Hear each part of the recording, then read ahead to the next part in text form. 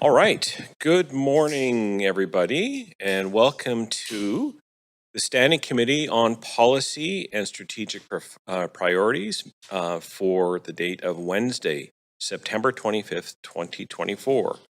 This committee is committee meeting is being convened in person and by electronic means as authorized under Part 14 of the Procedure Bylaw, City of Vancouver Electronic Meetings. As such, committee members and the public may participate in person or by electronic means.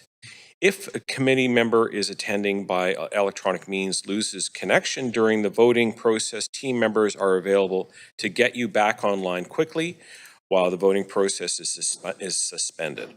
Team members' contact information has been circulated to you. Video of committee members speaking, presentations, and vote results will be projected on the live stream when available. Committee members are reminded that in accordance with Section 1413 of the Procedure Bylaw, members must enable their video to confirm quorum. In the case of an emergency where we need to evacuate the building, I would like to direct your attention to the exits. There are 2 exits beyond the glass doors and to the left. If the glass doors are obstructed, please direct your attention to the 4 exits in this chamber. Please use the stairs and do not use the elevator. I would also like to highlight that there is a defibrillator located at the end of the hallway outside the council chamber. We acknowledge that we are on the unceded homelands of the Musqueam, Squamish, and Tsleil-Waututh people. We thank them for having cared for this land and look forward to working with them in partnership as we continue to build this great city together. I also want to take a moment to recognize the immense contributions of the City of Vancouver's team members who work hard every day to help make our city an incredible place to live, work, and play. Clerk, may we please have the roll call? Councillor Klassen in the chair, Mayor Sim, Councillor Carr, Councillor Kirby-Yung, Present. Councillor Dominato, not here at the moment, Councillor Bly, on her way. Present. Oh, great, thanks. Councillor Boyle is on a leave of absence for personal reasons all day. Councillor Fry, Councillor Montague, Present. Councillor Meisner, Councillor Joe. Present. You have quorum, Chair Klassen. Thank you very much. Any comments on the agenda items can be sent to the committee using the web form on the city's website. The link to that form will be posted on X at VanCityClerk. I also want to note that the City of Vancouver's long-standing commitment to equity, diversity, and inclusion, including the utmost respect for all genders. I remind the committee when addressing speakers that the city's team members, we will avoid using gender honorifics and will instead refer to the person by the first and last name, role, or title. Today we have 4 reports and 1 member motion. The committee will recess the meeting and break for noon at lunch. When we return at 1 p.m., Council will be reconvening the special Council meeting from August 6, 2024 to consider a bylaw enactment. Council will reconvene in camera at 1:30 p.m. and then reconvene at 2:30 p.m. to deal with the remainder of the Standing Committee agenda. If needed, the committee will recess at 5 p.m. for a dinner break and reconvene at 6 p.m. to complete the agenda. If the meeting does not finish today, we will reconvene next Thursday, October 3rd, 2024 at 3 p.m.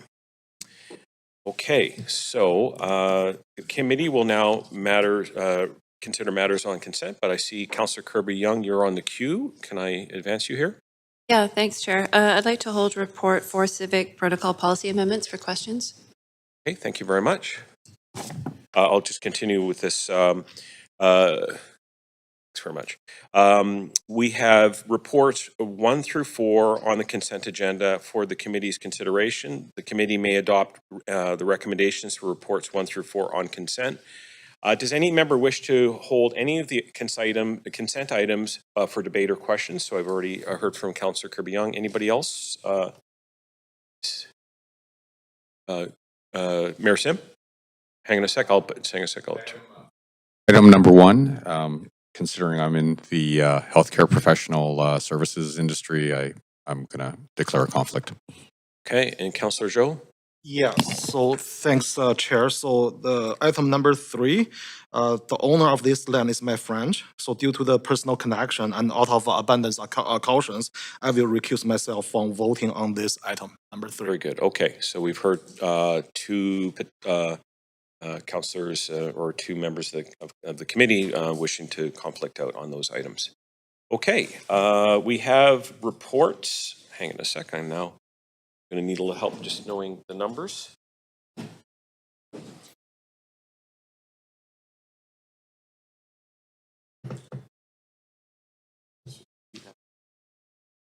Okay. All right.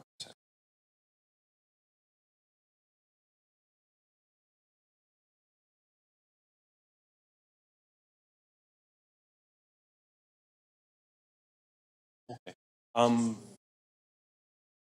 Okay, so one moment. So one has not been held? Oh, only 4. Okay.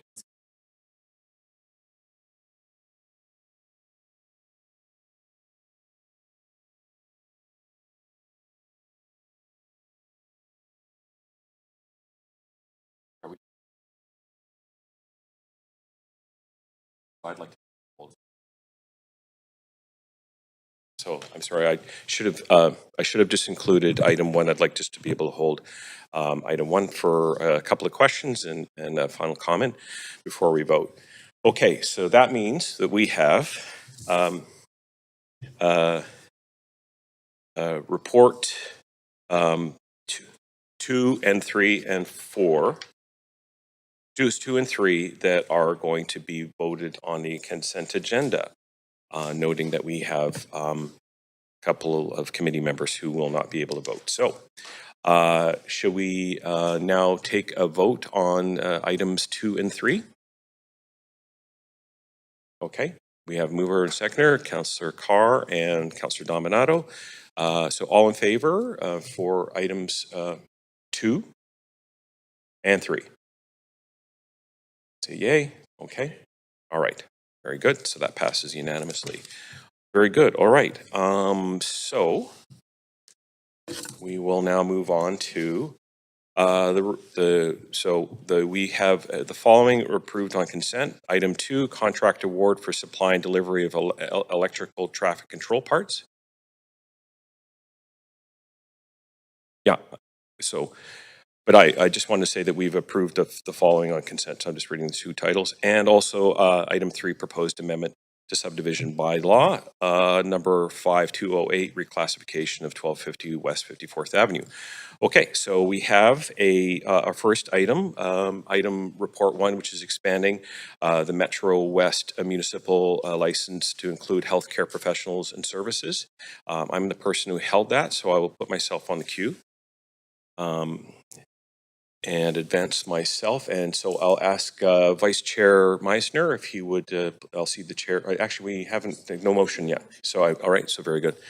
So I just wanted to, first of all, just ask staff with regards to the municipal license for healthcare workers and home care workers that we are seeing right now. Let's advance myself. Sorry. Are we, is this something that we have already confirmed with the member municipalities that they're prepared to participate in?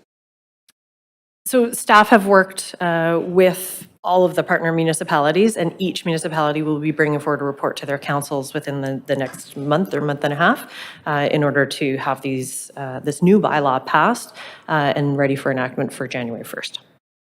Do you have an approximate sense of the uptake of the IMBL on the other categories that are participating? In the Metro West IMBL, which is the IMBL group that we participate in, largely related to contractors and repairs, that IMBL sells just under 7,000 across the region, and Vancouver sells approximately 1,500 of those IMBLs each year. Okay, and Do we have an approximate guess at how many companies might be participating in this opportunity? It's difficult to know. We have around 650 Vancouver-based healthcare professionals in the category that we license today that would all be eligible to purchase that license. It's really about the business determining whether that opportunity makes sense for them. Once you start purchasing, 2 or 3 licenses, buying an IMBL makes sense, and then provides that business the opportunity to expand into the other regions. And do we have a way that we communicate this with hundreds of potential applicants? How do we go about letting them know about this opportunity? Yeah, absolutely. There will be some social media and our website will be updated. Renewals is coming quickly for business licenses, so all of the eligible businesses will receive information during their renewal process where they can learn more about it and make the purchase during their renewal. So it's available and ready as soon as they renew their license. Excellent. Thanks very much. Okay, those are the end of my questions. Can I have a mover and a seconder? So moved by Councillor Kirby-Young and seconded by Councillor Meisner. I just want to make some concluding remarks with regards to this. So I will cede the chair to Vice Chair Meisner. Please go ahead, Councillor Klassen. I want to express my support for this initiative to expand the Metro West intermunicipal business license to include healthcare professionals and services that provide in-home care. This proposal represents a thoughtful approach to addressing the needs of our communities, particularly for those who rely on home health services. By allowing home care companies to operate across multiple municipalities with a single business license, we're not only simplifying the regulatory process, but also reducing the administrative and financial burdens that these businesses face. This is particularly important for small and medium-sized enterprises that may struggle with the costs associated with obtaining multiple licenses. The proposed expansion will enable these providers to serve a wider area, ultimately increasing the access to essential healthcare services for residents who need them most. The inclusion of home health service providers in the IMDL is a practical step towards enhancing the overall efficiency of service delivery. It allows these businesses to focus more on their core mission, providing quality care, rather than navigating complex licensing requirements. This streamlined approach can lead to better outcomes for clients, as providers will have the flexibility to reach more individuals in need of in-home support. Additionally, the proposed increase of the annual fee for the IMDL from $250 to $300 is a reasonable adjustment that reflects the need to keep our licensing system effective and sustainable. And while the fee increases are careful consideration, it is important to recognize that this change will ensure that the program can continue to support the diverse needs of our community.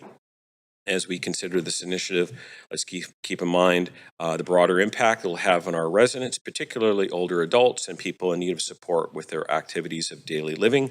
Expanding access to home health services was not just about business, it's about improving the quality of life for individuals who may be facing health challenges, particularly as we face an aging society.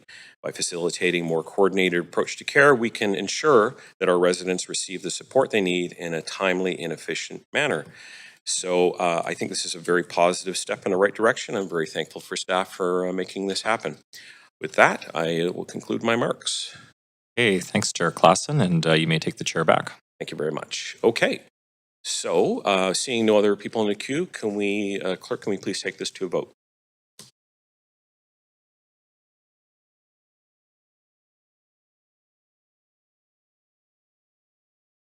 And we just lost Mayor Sim from the...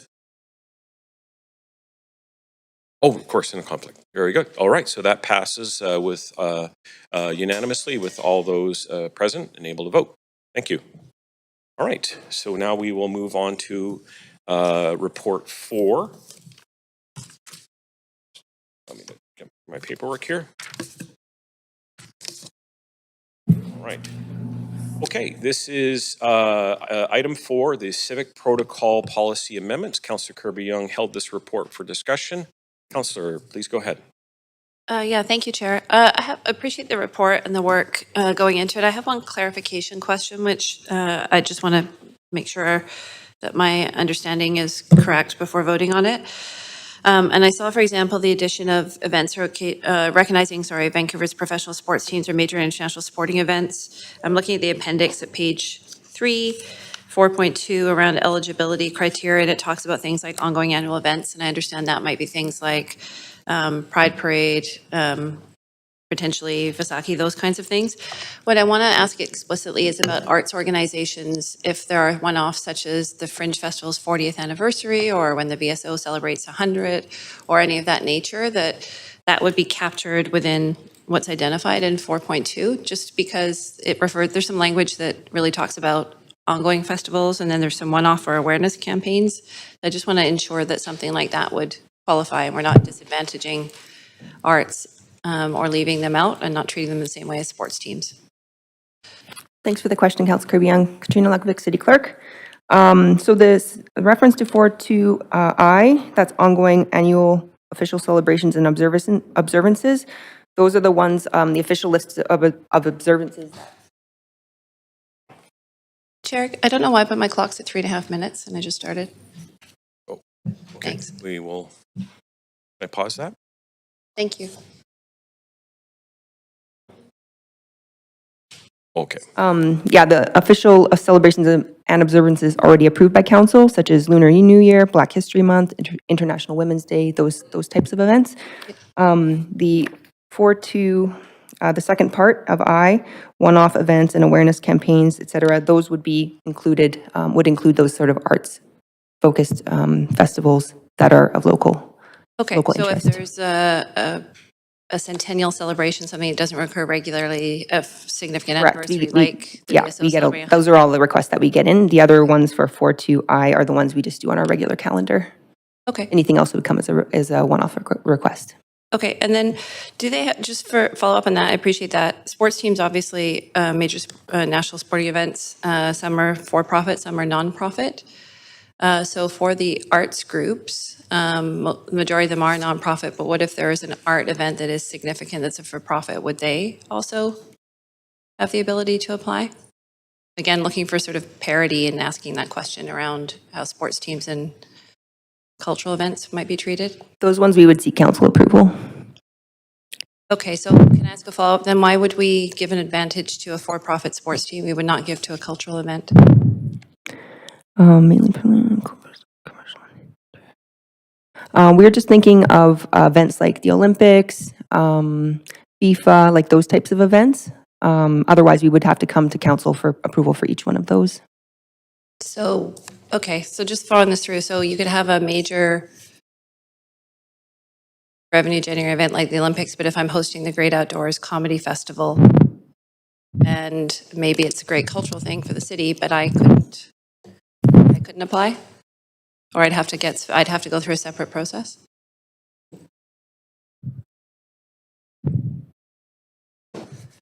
Or the Celebration Light, which is currently a nonprofit society, but they now Yeah, generate. if the submission is revenue, by a they might change their status. nonprofit society, then it would be included under local festivals or community events. Okay, I'm wondering if there's an opportunity to maybe address this before council adopts it, because these things tend to be, look for either, and if the city manager wants, through the chair, wants to make any comments on that. So I think, Councillor, first of all, certainly appreciate the question. I think the inclusion of sporting teams, I mean, we have received requests from this council around the Canucks, for example. So I think that was, from my perspective, that reflects what we've heard from council in the past around sporting events and sports teams. I think if council is looking to broaden scope beyond or there's discomfort, we're certainly happy to take amendments or direction in that regard to come back with an update. Okay, I will see if I can craft an amendment in a short period of time, and I'll come back on, Chair. Thanks. Thank you, Councillor. Okay. All right. Seeing no other people on the queue. Chair, can I ask, I'll put myself back on, is it possible to take a recess for a couple of minutes to confer with staff about an amendment that would support that direction? All right, so do I have a move a second? Okay, so we will take a Thank you. 10-minute recess. Thank you.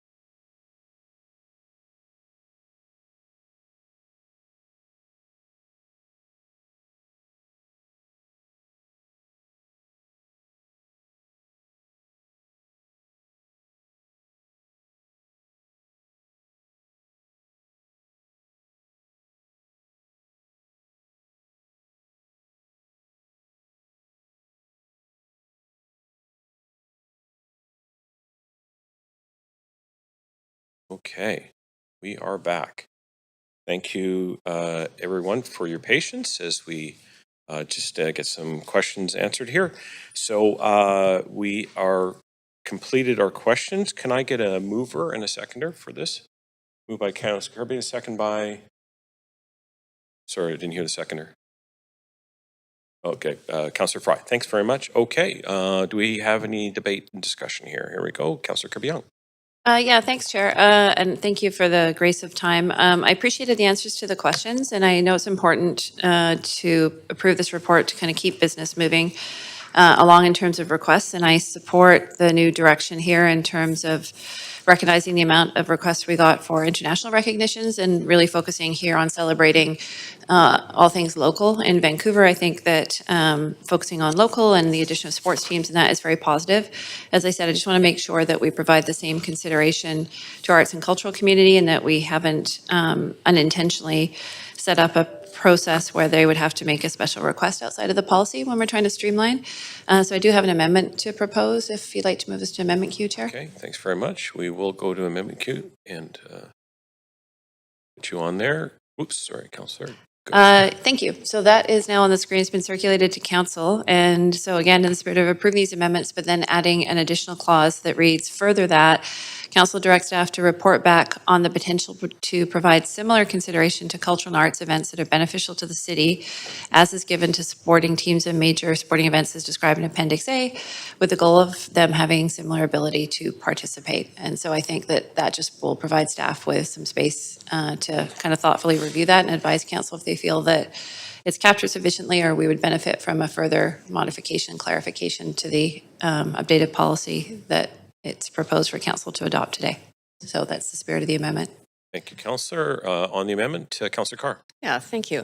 I just really want to thank Councilor, can I have a seconder? Councilor Fry seconds. Thank you very much. Carry on. Sorry, yes. Yeah, I just want to thank Councillor Kirby-Young for this addition. I think it's a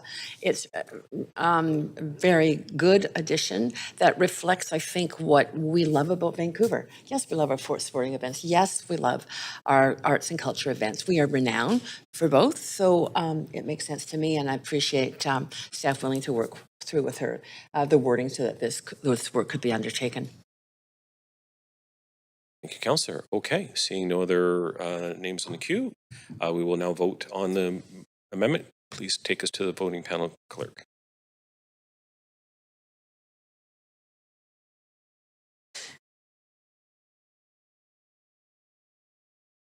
Okay, that passes with all present. Thank you very much. Okay, we'll go back to the main queue. Councillor Kirby-Young. Yeah, I'll just say thanks for supporting the amendment. And I think that as the city evolves and we get busier, it makes a lot of sense. And as I said, I'm really excited about the opportunity to celebrate more locally. It would be a shame if local events request something and the queue is literally filled with international events. And I also think that our job is to kind of celebrate the cultural diversity that's here, right here in Vancouver, and put that lens on it as and celebrate our own residents right here in Vancouver. So I think this is a positive move forward, and it brings us in line, I think, with some other cities, and keeps us out of international politics, which is a good thing. Thank you. Thank you very much, Councillor. Okay, seeing no other names in the vote, I'm going to call the vote. Clerk, can you please take us to the voting screen?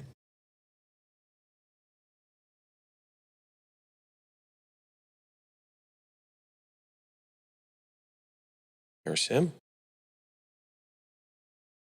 There we go.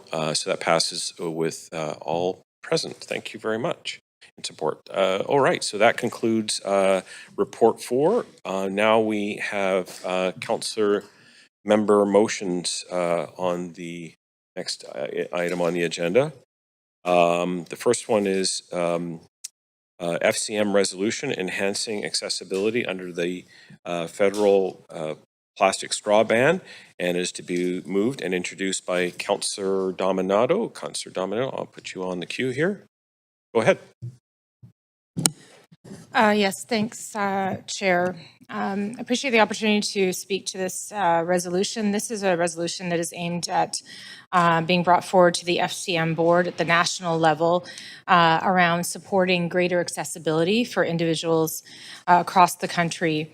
The resolution reads, whereas the federal single-use plastics prohibition regulations limit the sale and distribution of certain single-use plastics, including plastic straws, whereas the federal single-use plastics prohibition regulations have very narrow exceptions for the sale and distribution of plastic straws and does not sufficiently accommodate the special needs of persons with disabilities and medical issues. And whereas persons with disabilities and medical issues may require an accessible straw for use at home, the workplace, or when eating out. We heard earlier from city staff as part of a report around our accessibility strategy that this was a concern raised by members of the disabilities community, including our own accessibility committee. And they recommended the following amendments, which is that food vendors provide an accessible straw when requested, that retailers be able to display packages of flexible plastic straws, and that flexible plastic straws attached to beverage containers be available for similar for drink boxes. And so simply, this is to advocate for those changes. And again, these were brought forward by our staff as part of our accessibility strategy, but also by members of our accessibility advisory committee. Thanks very much, Councillor. Can I just confirm that no member has wishes to declare a conflict of interest on this item? Okay, seeing none. All right, do we have a seconder? Councillor Zhou, second. All right. Any discussion on this item? Seeing none. Clerk, can you please take us to the voting panel?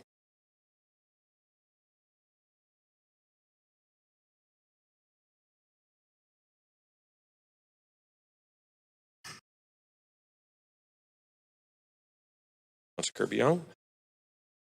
Councillor Kirby-Yung.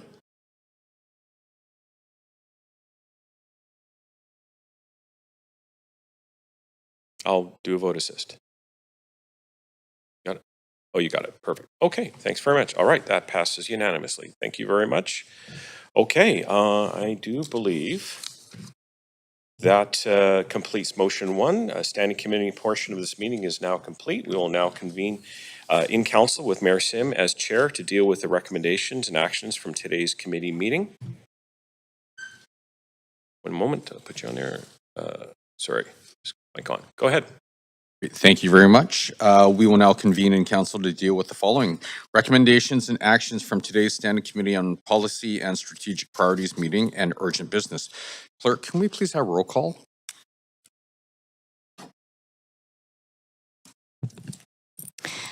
Mayor Sim in the chair. Councillor Carr. Councillor Kirby-Yung. Councillor Dominato. Councillor Bly. Councillor Boyle's on a leave of absence for personal reasons all day. Councillor Fry. Councillor Klassen. Councillor Montague. Present. Councillor Meisner. Present. Councillor Joe. Present. You have quorum, Mayor Sim. Great, thank you very much. We need a motion to adopt the Standing Committee's recommendations, reports 1 through 4, and member motion 1. Great, great. So moved by Councillor Klassen, seconded by Councillor Joe. All those in favor say yay. Yay. All those opposed say nay.